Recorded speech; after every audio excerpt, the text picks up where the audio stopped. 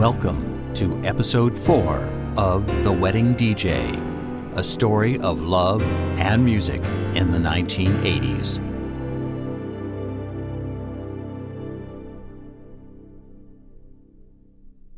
Attending church services vacillated on Jason's roster of priorities, although it unquestionably moved much higher on the list when it came to Sally. Not that church in itself seemed wrong or nefarious, but for Jason, it embodied to a certain degree an amount of guilt and shame that he would rather not deal with. Nevertheless, he woke early Sunday morning with the best of intentions in mind. After a reality check in the bathroom mirror, he wiped the grog from his disposition, showered and shaved, and even put on a tie. Jason arrived just a couple of minutes before the service began. The organist played a very traditional set of prelude music as the congregants found their places in the pews. Jason quickly focused on the area where Sally and her parents regularly sat. They were creatures of habit, doing the same thing at the same time each day, and it seemed highly unlikely that they would deviate on this given Sunday. Cautiously, he approached them, sitting down next to Sally, and gently whispering in her ear, "I'm so profoundly sorry about what happened on Friday night." Before Jason could begin another sentence, Sally placed her hand in his, squeezing ever so firmly yet respectfully, confirming and acknowledging his spoken words to her. "We'll talk later." The prelude music ended and the service began. For the next hour, Jason could not help contemplating all the varying degrees of hope versus the possible ominous meaning of "we'll talk later" in his mind. Focusing on the service, let alone concentrating on the content of the pastor's sermon, bared a resemblance to a wake-up call. Yet it all seemed impossible for Jason to comprehend at the moment. His brain went roaming in too many other directions. The First Baptist Church of Kokomo, founded in 1847, was the recipient of many blessings over the years. Many attributed their cornucopia to following the founding principles of the church, found in Acts chapter 2, verses 42 through 47. From a visual perspective, those who came as regulars and those who came who were visiting couldn't avoid but be acutely struck by the floor-to-ceiling stained glass windows adorning the walls on opposite sides of the church. When the sun penetrated the west wall, shining through the colored glass, it appeared particularly striking, reflecting an adornment fitting to the building's inside.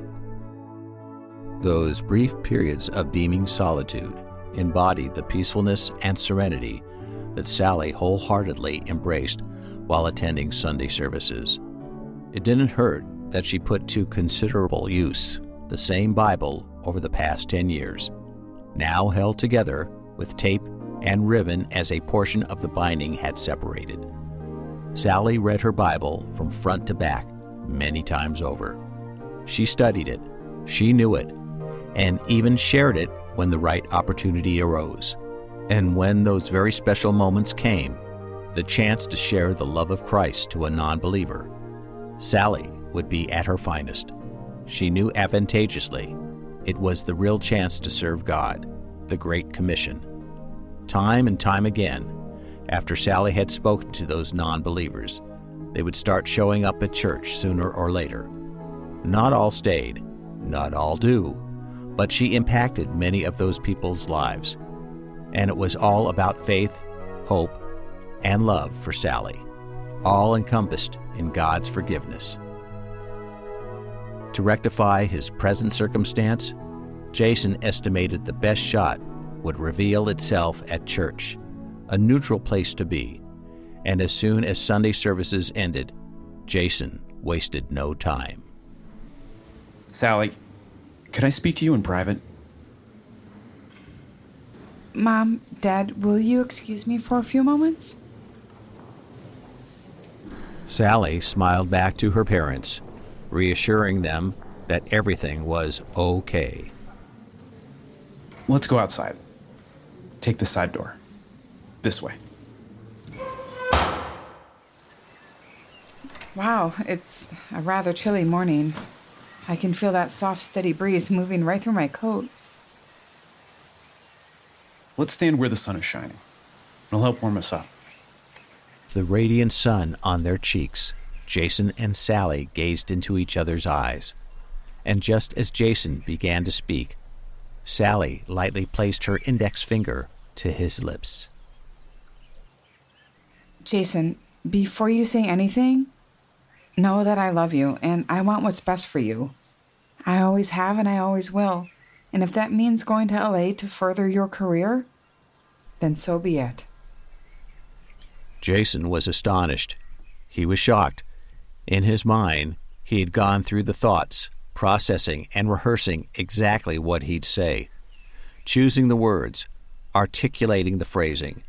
The message stated correctly was with absolute certainty going to be the apology of apologies.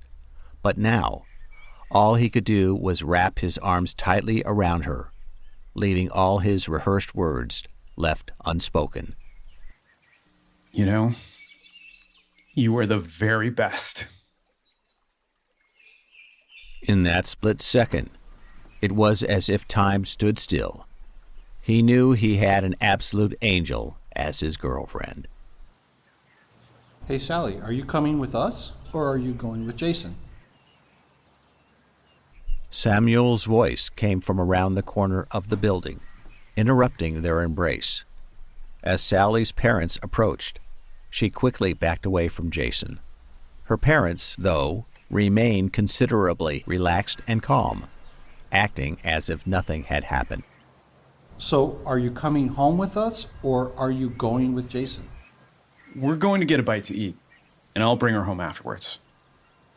It was those tiny little moments that Sally loved when Jason would take charge, in full command of the situation. With plans defined, Roberta and Samuel said goodbye, walked back to where their car was parked, and drove off.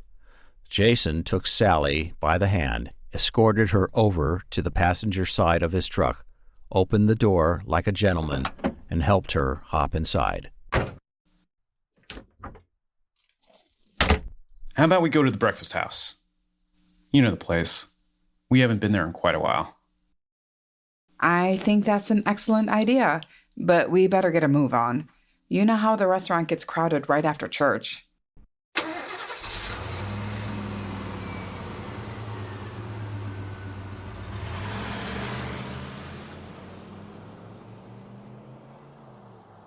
Both were famished, but neither said a single word during the mile drive to the diner. There was still nervousness and apprehension in the air. Jason remained hopeful that a belly full of food would make way to improve the situation. They had been to the breakfast house numerous times. The food was tasty and reasonably priced, something Jason had to always keep in mind. They quickly found an open table and waited for the waitress. Hi, I'm Joy. I'll be your waitress today. Can I get anybody a cup of coffee? Yes. I'd like a cup of coffee. Sally, do you know what you'd like to drink? I'd like a cup of hot tea, please. Sounds good. I'll be right back with that. And I'll give you two an opportunity to look over the menus. So what do you feel like having? Just some scrambled eggs and toast will be plenty for me. And what about you? What are you getting? I think it's a ham and cheese omelet day with a stack of hotcakes. It wasn't much longer until the waitress returned with the beverages and took their food order. Jason thought that this would be a reasonable opportunity for him to explain to Sally about the details of the trip, the idea of going to LA to further his music career. So Kevin has a friend in Los Angeles that's in the music business. He said this person has connections and can help. Okay.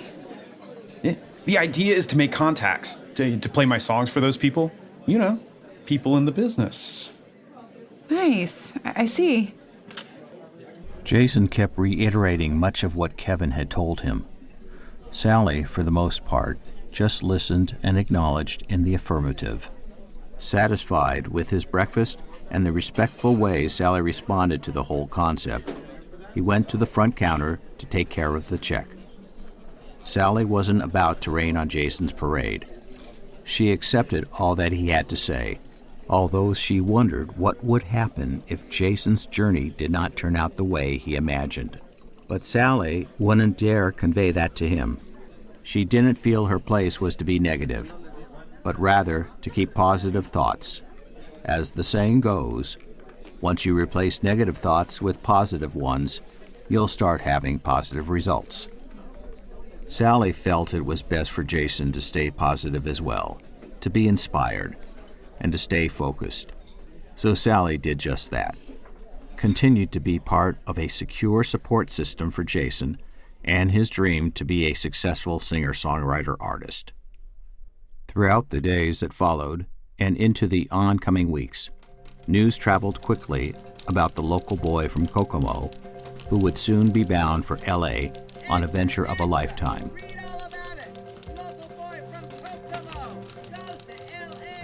The Kokomo Tribune even wrote an article about a local musician heading for sunny Southern California. On the other hand, Jason's parents didn't quite know what to think of it all. Jason's mom, Linda, the only other musician in the family, thought it was absolutely out of character for her son. Bill, his father, just kept shaking his head every time the subject came up. They were old-fashioned people living a simple lifestyle with low stress, practicing conservative values, being respectful, working hard, and giving others their time whenever they were needed. Bill and Linda loved their son and didn't question his values, but they were utterly concerned with his methods. And yet, they looked at their son, now 27, and knew it was not their place to tell him how to live his life, at least not anymore. Sally's parents were quick to side with the concerns of their daughter. Even without Sally conveying much verbally, they saw her body language. It didn't take all too long until Roberta and Samuel voiced their thoughts. Sally, dear, does Jason really know what he's doing by going out there to L.A.? Honestly, Mom, I kind of feel like he's flying by the seat of his pants. But that said, I know he needs to do this. But don't share what I said with anyone. Honey, I would never do that. I'm just concerned for you. I thought the two of you would have been married by now. Yeah, well, I'm not going to push him. When he's ready, I know he'll ask me, but it's his place to ask, not mine. Have you spoken to Jason's parents about the trip? I'm curious to hear what they think. No, Mom. I saw them, but I thought it was best not to say or ask anything. Truthfully, I got the impression that they are troubled by the whole idea, but they're not going to say anything to him. He's an adult. Sally's parents were very much like Jason's parents. They shared much of the same old-fashioned Midwestern values.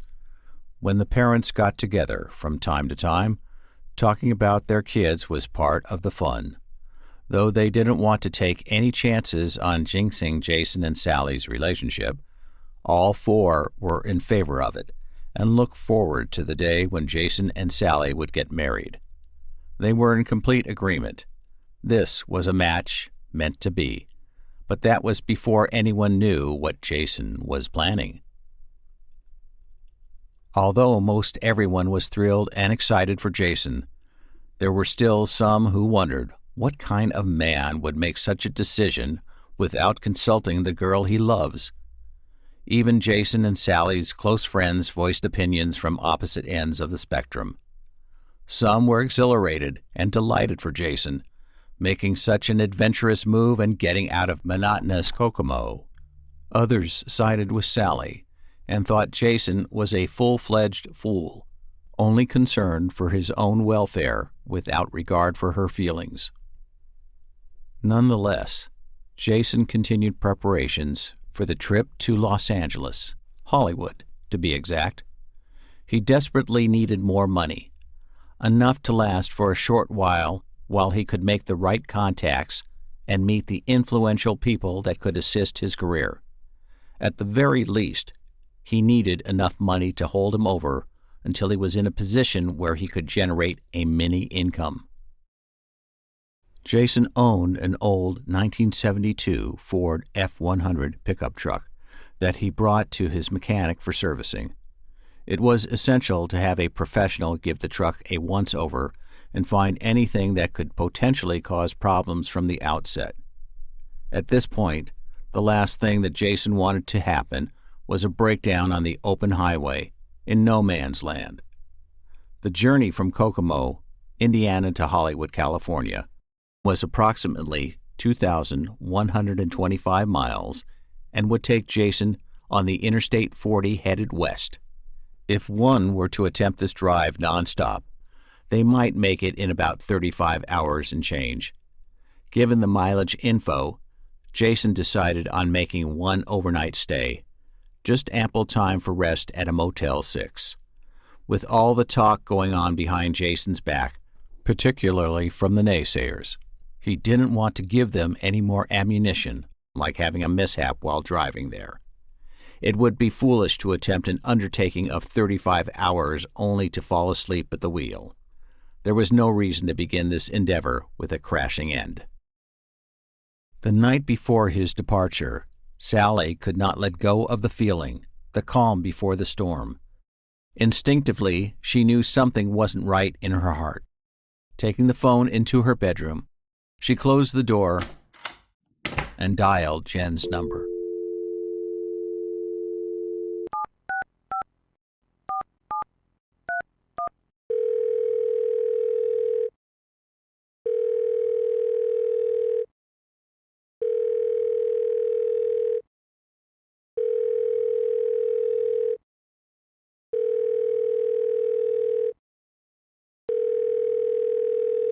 Yeah, Hey, Jen, it's Sally. How you doing?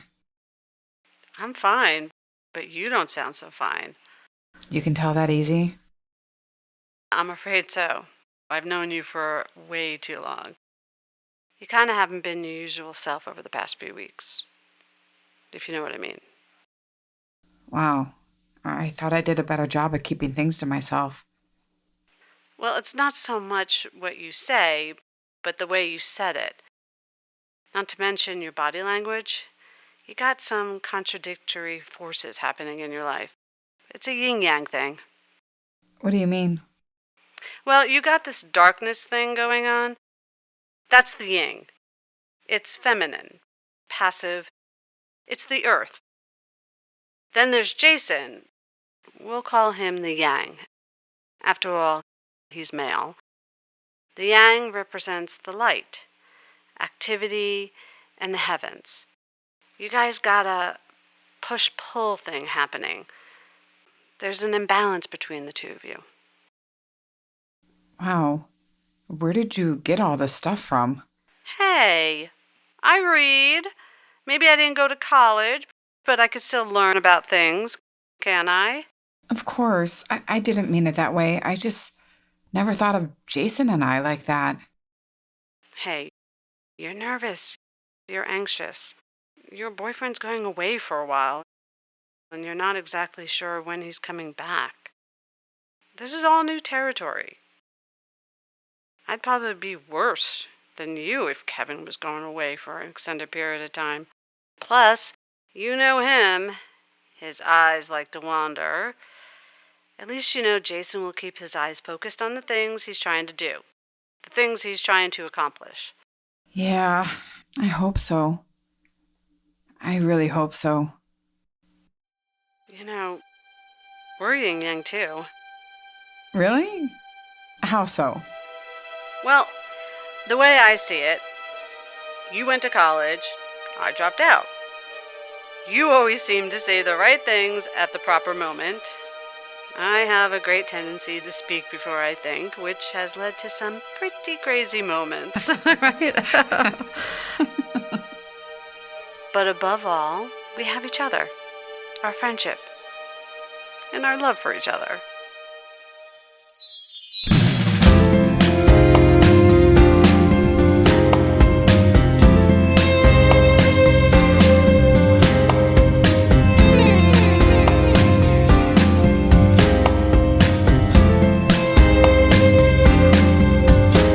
You are the sun, I'm the shade, two of us on parade. That's life, that's life. The heat of day, cool of night, in between, quiet a sight. So nice, so nice. Should ever push come to shove, never blame it on the love we share. Long and short, high and low, fore and aft, follow where we go.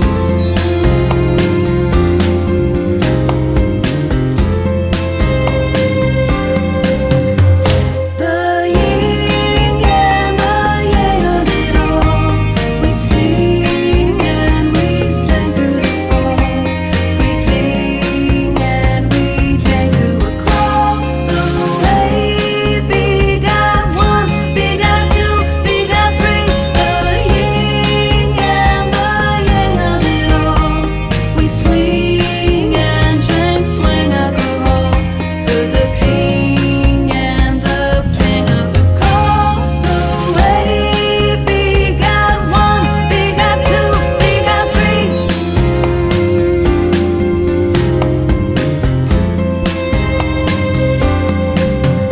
My blood runs hot, you say smooth. That's a way in the groove to life, to life.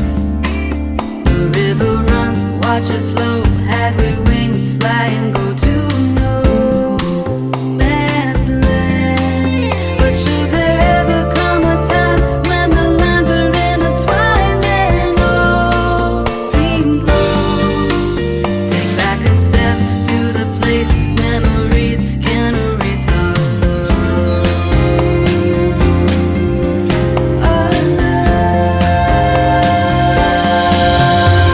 The yin and the yang of it all. We sing and we sing through the fall. We ding and we dang to a crawl. The way big got one, big got two, big got three. The yin and the yang of it all. We swing and drink, swing alcohol.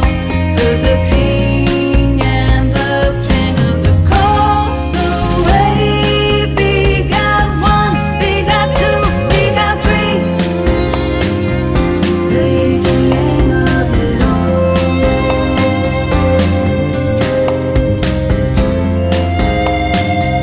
The yin and yang of it all.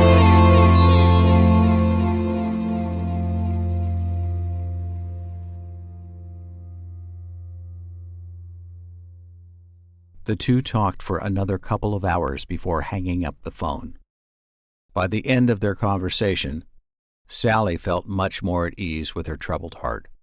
The situation was far from resolved, but analyzing the circumstances with Jen, her best friend, paid dividends for the short term. As Sally laid her head on the pillow, she pondered back to the time when she and Jason were just about to become a couple. The two would stumble over their conversations more often than not. It was new territory then, uncharted, unmapped, unexplored. It took time and energy to become best friends, trust each other, count on each other, be available for one another, and learn how to feel at ease having fun with one another. They had built their relationship to believe in the power of their love. It was intense. It was profound.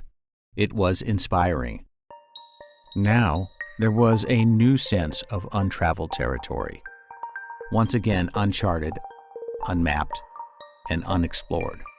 Before she fell asleep, she remembered the words he spoke at breakfast, that he wasn't only making this journey for himself, but for both of them. in hopes of someday being able to provide a prosperous future, a future with more of the things this world has to offer.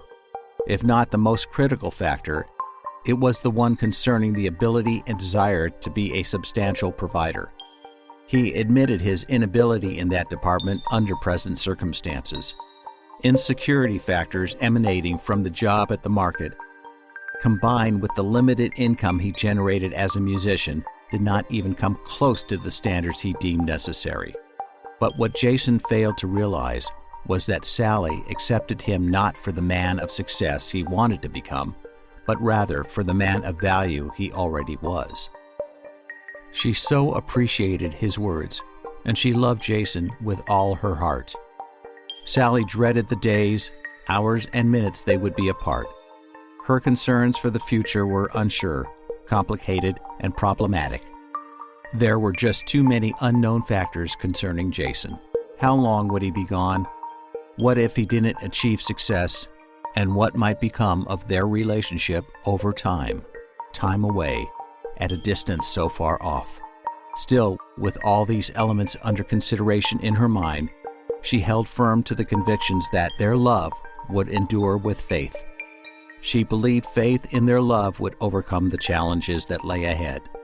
With that mindset, Sally prayed every day for Jason's safety, his health, and if it was God's will, his success.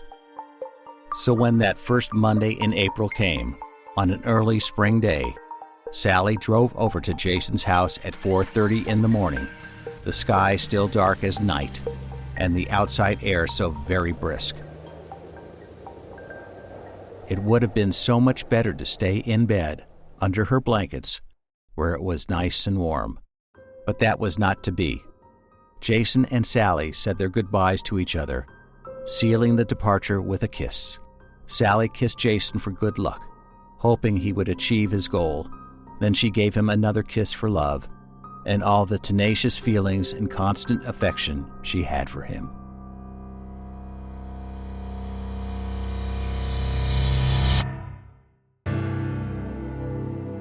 You've been listening to an episode of The Wedding DJ, a story of love and music in the 1980s. The Wedding DJ is written, produced, and directed, and narrated by David Murray Adelstein. You're ugly. Thank you.